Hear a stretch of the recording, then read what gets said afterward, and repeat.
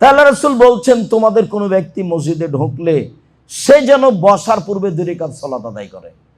এই যে ভারত, বাংলাদেশ, পাকিস্তানের শতকরা 95টা মসজিদে মানুষ ঢুকে আগে বসছে, তার মধ্যে আপনার অবগতিতে আছে, আপনি বাস্তব করেছেন না হয় দেখেছেন, আর আমি কোনোদিন করিনি তবে দেখেছি।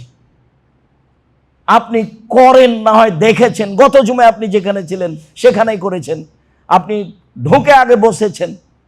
এটা রাসূলের সাথে অন্যায় আচরণ করা হয়েছে।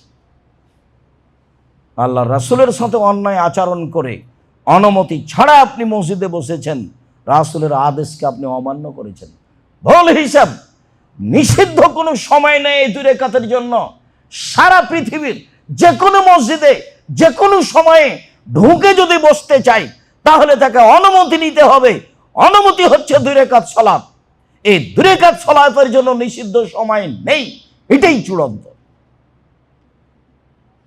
সম্মানিত দিনী ভাই বোন, রাসূল খুতবা চলাকালীন ঢুকেছেন, একজন ঢুকে বসে গেছেন, তাহলে কিছুটা গতিবিধি ছিল আগে থেকেই। বসতে আল্লাহ রাসূল বলছেন কুম সাল্লি রাকাতাইন, এই উঠো উঠো 2 রাকাত সালাত আদায় করো। তাহলে যিনি খুতবা দিচ্ছেন উনি যদি কাউকে দেখতে পান যে ঢুকেই বসে গেলেন, তাহলে তাকে উঠিয়ে সালাত আদায় করতে বলতে হবে।